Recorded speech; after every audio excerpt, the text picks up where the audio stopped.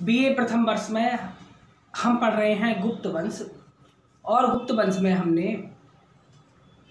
एक प्रारंभ में एक चीज़ पढ़ी थी, एक बात कि भाई गुप्त काल को भारतीय इतिहास का स्वर्ण काल कहा जाता है। अब गुप्त काल को भारतीय इतिहास का स्वर्ण युग क्यों कहा जाता है, इसकी आज हम विवेचना करेंगे। हमारा क्वेश्चन भी बनता है कि गुप्त काल भारतीय इतिहास का स्वर्ण काल था, विवेचना कीजिए। तो गुप्त राजवंश का शासनकाल भारतीय इतिहास में स्वर्ण युग के नाम से जाना जाता है। इस युग में सामाजिक, धार्मिक, आर्थिक तथा राजनीतिक क्षेत्र में अभूतपूर्व उन्नति हुई। गुप्त काल में देश में सुख, शांति तथा समृद्धि बढ़ी व साहित्य, कला और विज्ञान आदि के क्षेत्रों में उन्नति हुई।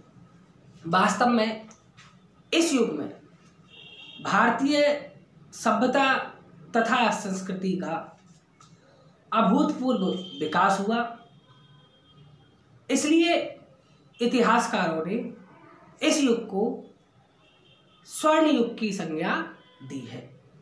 अब वे कौन से कारण हैं जिन कारणों की वजह से गुप्त काल को भारतीय इतिहास का स्वर्ण काल कहा जाता है? तो सबसे पहले हम कारणों में बात करें तो सबसे पहले आता है महान सम्राटों का युग। महान सम्राटों का युग। किसी भी शासन की सफलता, उस युग की महानता व सामाजिक समृद्धि उसके शासकों की योग्यता पर आधारित होती है। गुप्त युग में हमें कई ऐसे प्रतिभा संपन्न सम्राटों के दर्शन होते हैं जो सैनिक तथा सामरिक दृष्टि से अत्यंत पराक्रमी थे। वो एक महान विजेता थे तथा शासन की दृष्टि से कुशल संगठनकर्ता, लोक कल्याण की दृष्टि से अत्यंत प्रजावत्सल, बौद्धिक दृष्टि से साहित्य संगीत में पारंगत तथा कला के युग पारखी व उदार आश्रयदाता थे।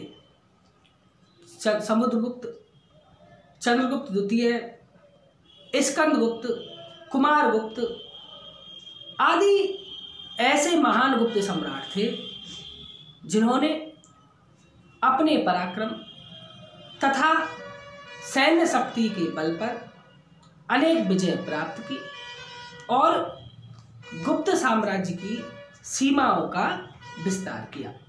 तो गुप्त जो शासनकाल था उसके स्वर्ण युग कहलाने का सबसे पहला कारण कि महान सम्राटों का युग, जो यह युग था गुप्त काल का टाइम पीरियड, यह महान सम्राटों का युग था। इस युग में अनेक प्रजावत्सल, उदार और प्रतिभाशाली शासक हुए। इसके बाद आता है विदेशी सत्ता का अंत। गुप्त सम्राट देश की सुरक्षा के प्रति सजग थे। उन्होंने देश की स्वतंत्रता की रक्षा तथा राजनीतिक एकता को बनाए रखने के लिए विदेशी जातियों का उन्मूलन करने का निश्चय किया। अतः गुप्त सम्राटों ने शकों, कुषाणों को पराजित करके उनके प्रभाव को भी नष्ट कर दिया। जो ये विदेशी शक्तियां थी उनके प्रभाव को भी गुप्त सम्राटों ने नष्ट किया। इसके बाद आता है कुशल प्रशासन। कुशल प्रशासन। गुप्त सम्राटों की शासन व्यवस्था सुव्यवस्थित तथा सुसंगठित थी। उनकी उत्तम शासन व्यवस्था के कारण जनता आर्थिक रूप से समृद्ध हो सकी। उन्होंने संपूर्ण साम्राज्य में शांति तथा व्यवस्था स्थापित की तथा अपनी प्रजा की आंतरिक एवं बाह्य संघर्षों से अपनी प्रजा को और अपने शासनकाल को सुरक्षित रखा। गुप्त सम्राट प्रजावत्सल शासक थे तथा अपनी प्रजा की नैतिक और भौतिक उन्नति के लिए हमेशा प्रयत्नशील रहते थे। चीनी यात्री फाहियान ने भी गुप्तों की शासन प्रणाली की प्रशंसा करते हुए लिखा है कि गुप्त सम्राटों का जो शासन था वह बहुत ही अच्छा था। चारों ओर चोरों और डाकुओं का कोई भय नहीं था और लोगों का धन तथा उनका जीवन पूर्ण तरीके से सुरक्षित था। न्याय की उत्तम व्यवस्था भी थी और दंड जो विधान था वह बहुत ही हल्का था। इसके बाद आता है तो ये था कुशल प्रशासन, जिसकी वजह से गुप्त काल को भारतीय इतिहास का स्वर्ण काल कहा गया। इसके बाद आता है धार्मिक सहिष्णुता का युग। धार्मिक सहिष्णुता का युग, यह युग हिंदू धर्म के पुनरुत्थान का युग था। गुप्त सम्राट हिंदू धर्म के अनुयायी थे। इनके प्रश्रय या संरक्षण में इस धर्म ने आशातीत उन्नति की, किंतु इन शासकों में धर्मांधता या धार्मिक संकीर्णता छू तक नहीं पाई थी। प्रत्येक धर्म के प्रत्येक व्यक्ति को धर्म, उपासना, पूजा पाठ संबंधी पूरी स्वतंत्रता थी। सभी संप्रदाय एक दूसरे के मतों का खंडन मंडन कर अपनी प्रधानता स्थापित करते थे, किंतु उनमें असहिष्णुता की कोई भी बात नहीं थी। इसके अलावा सम्राटों की धार्मिक सहिष्णुता के कारण उनमें धार्मिक उत्साह भरा हुआ था। इसलिए धर्म के क्षेत्र में अनेक नवीन विचारों का सृजन हुआ, नए चिंतन का अभ्युदय हुआ। हिंदू धर्म ने इस युग में काफ़ी विकास किया। उसकी जो विजय पताका थी वह विदेशों में फैलाने लगी। तो गुप्त सम्राट जो थे वे धार्मिक सहिष्णु शासक थे। धर्म के मामलों में उन्होंने किसी भी प्रजा का कोई भी किसी भी तरीके से हस्तक्षेप नहीं किया। इसके बाद आता है साहित्यिक उन्नति का युग। गुप्त काल में साहित्य के क्षेत्र में अभूतपूर्व उन्नति हुई। गुप्त सम्राटों ने संस्कृत को राजाश्रय देकर उसके विकास का मार्ग प्रशस्त किया। इसके फलस्वरूप संस्कृत साहित्य की अभूतपूर्व उन्नति हुई। गुप्त काल संस्कृत साहित्य के सृजन का काल था। गुप्तकालीन अभिलेख और सिक्के इस उन्नति का प्रमाण प्रस्तुत करते हैं। गुप्त अभिलेखों में संस्कृत काव्य का उत्कृष्ट रूप मिलता है। गुप्त काल के सम्राट विद्या प्रेमी थे और उनका दरबार विद्वानों का केंद्र होता था। भास, महाकवि कालिदास, विशाखदत्त, बराहमिहिर, हरिसेन, शूद्रक आदि इस युग में हुए। इस काल में कालिदास ने, महाकवि कालिदास ने कुमार संभव, रघुवंशम, मेघदूत, ऋतुसंहार, विक्रमोर्वशीय, मालविकाग्निमित्रम, अभिज्ञान शाकुंतलम आदि अनेक ग्रंथ लिखे। इसके अतिरिक्त अन्य प्रसिद्ध ग्रंथ थे, जैसे शूद्रक का मृक्षकटिकम, विशाखदत्त का मुद्रा राक्षस, सुबंधु का बासवदत्ता आदि साहित्यिक ग्रंथ लिखे गए। इस प्रकार इस काल में साहित्यिक उन्नति हुई। इस काल में पंचतंत्र की रचना हुई। याज्ञवल्क्य, नारद कात्यायन और बृहस्पति ने अपने स्मृति ग्रंथ लिखे। इसके अतिरिक्त पुराणों को नवीन स्वरूप भी प्रदान किया गया। साहित्यिक तथा धार्मिक ग्रंथों के साथ साथ इस काल में दार्शनिक साहित्य का भी प्रचुर मात्रा में सृजन हुआ। ईश्वर कृष्ण ने सांख्य दर्शन पर सांख्य कारिका नामक टीका लिखी। वात्सायन ने न्याय सूत्रों पर एक टीका लिखी। बौद्ध आचार्य वसुबंधु ने अभिधर्म कोश की रचना की। इसके अलावा बुद्ध घोष ने सुमंगल विलासनी नामक ग्रंथ की रचना की। इस काल में जैन ग्रंथों को लिपिबद्ध किया गया। प्रसिद्ध जैन आचार्य सिद्धसेन ने न्याय दर्शन पर ग्रंथ लिखे। न्यायावतार जैन न्याय का सबसे प्रामाणिक ग्रंथ माना जाता है, जो इस काल में रचा गया। इस प्रकार स्पष्ट है कि इस काल में न केवल विशुद्ध साहित्य बल्कि धार्मिक और दार्शनिक साहित्य का भी पर्याप्त विकास हुआ। इसके बाद आता है, तो ये था साहित्यिक उन्नति का युग। इसके बाद वैज्ञानिक उन्नति का युग। गुप्तकाल वैज्ञानिक दृष्टि से भी, वैज्ञानिक विकास की दृष्टि से भी पीछे नहीं रहा।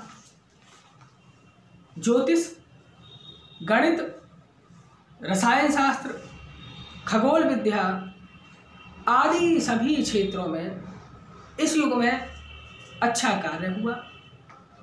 आर्यभट्ट ने आर्यभट्टियम नामक ग्रंथ की रचना इसी युग में की।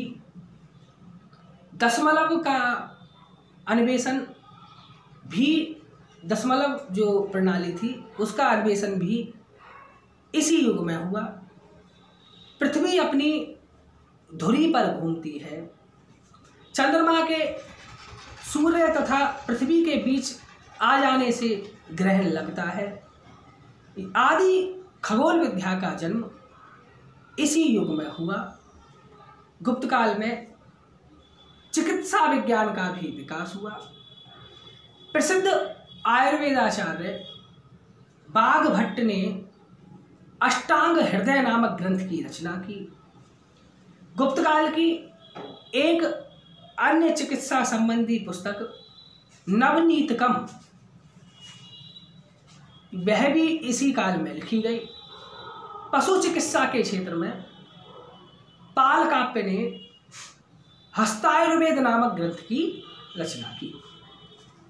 ज्योतिष विज्ञान के क्षेत्र में भी इस काल में प्रगति हुई। ज्योतिष जो क्षेत्र था उसमें भी इस काल में प्रगति हुई। बराहमिहिर ने इससे संबंधित बृहत संहिता की रचना की और ब्रह्मगुप्त ने ज्योतिष में ब्रह्म विज्ञान नामक ग्रंथ की रचना की। इसके बाद आता है कला के उत्कर्ष का युग। गुप्तकाल में भारतीय इतिहास का स्वर्णयुग, गुप्तकाल भारतीय इतिहास का स्वर्णयुग। इसमें अपने जो कारण थे, मुगल सम्राटों का युग, महान सम्राटों का युग, विदेशी सत्ता का अंत, कुशल प्रशासन, धार्मिक सहिष्णुता का युग, साहित्यिक उन्नति का युग और वैज्ञानिक उन्नति का युग, ये पॉइंट हमने पढ़े।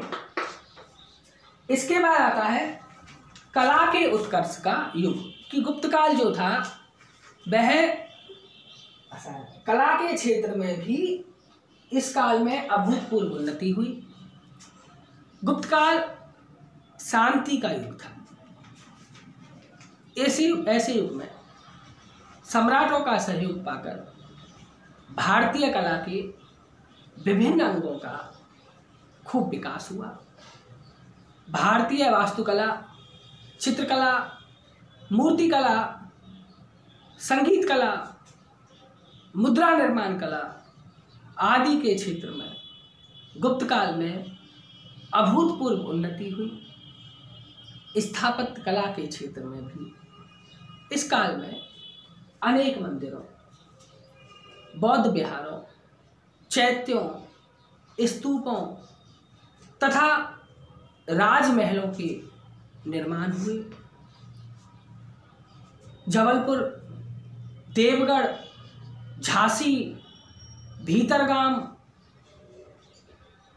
बोधगया आदि स्थानों के मंदिर इस काल की उन्नत स्थापत्य कला का बोध कराते हैं। मंदिरों के अतिरिक्त गुप्तकालीन स्मारक भी अपने आकर्षण तथा भव्यता के लिए प्रशंसनीय हैं। मूर्ति कला के क्षेत्र में इस युग में हिंदू देवी देवताओं तथा बुद्ध की मूर्तियों का निर्माण हुआ। भीतरगाम में ईंटों का बना मंदिर अपनी मिट्टी की मूर्तियों की कलात्मकता के लिए प्रसिद्ध है। गुप्त काल की मूर्तियों की सबसे बड़ी विशेषता यह है कि इन मूर्तियों में बाह्य सौंदर्य के स्थान पर आंतरिक भावों की अभिव्यक्ति जो है वह बड़ी कुशलता से की गई है। अजंता की चित्रकारी को अद्वितीय और महानतम बतलाया गया है, जो उस समय के कलाकारों की निपुणता सिद्ध करती है। डॉक्टर वासुदेव शरण के अनुसार गुप्तकालीन कला को जो कुछ सम्मान प्राप्त है वह उसे अधिकांश तत्कालीन मूर्ति कला से ही मिला है। गुप्तकाल कला के क्षेत्र में भी गुप्तकाल में अभूतपूर्व उन्नति हुई। इसके बाद आता है आर्थिक समृद्धि का युग। गुप्तकाल में कृषि, उद्योग धंधों तथा व्यापार के क्षेत्र में अत्यधिक उन्नति हुई। विदेशी व्यापार अत्यंत उन्नत अवस्था में था। उद्योग धंधों तथा व्यापार की उन्नति के कारण भारत अत्यंत धन संपन्न बना हुआ था। देश में सोने चांदी की प्रचुरता थी। तो ये वो कारण जिनकी वजह से गुप्तकाल भारतीय इतिहास का स्वर्णकाल कहा जाता है, जिनमें महान सम्राटों का युग, विदेशी सत्ता का अंत, कुशल प्रशासन, धार्मिक सहिष्णुता का युग, साहित्यिक उन्नति का युग, वैज्ञानिक उन्नति का युग, आर्थिक उन्नति का युग और कला के उत्कर्ष का युग। इस प्रकार इस युग में कोई भी क्षेत्र ऐसा नहीं रह गया था जिसमें उन्नति अपनी चरम सीमा पर ना पहुंच पाई हो। साहित्य, कला, विज्ञान, धर्म, समाज, संस्कृति, व्यापार, उद्योग धंधे, कृषि, शासन व्यवस्था, विदेशों के साथ संपर्क आदि सभी क्षेत्रों में इस युग में चहुमुखी इस क्षेत्र में अत्यधिक उन्नति हुई। गुप्त सम्राटों के उदार दृष्टिकोण, कला प्रेम और संस्कृति के संरक्षण से इस युग में चहुमुखी प्रतिभाओं का उदय हुआ। इन्हीं कारणों से गुप्त काल को भारतीय इतिहास का स्वर्णयुग माना जाता है। तो आर सी मजूमदार का कथन है कि गुप्त काल को भारतीय इतिहास के स्वर्ण युग व शास्त्रीय युग की संज्ञा दी जाती है, जो इस युग के लिए सर्वथा उपयुक्त है।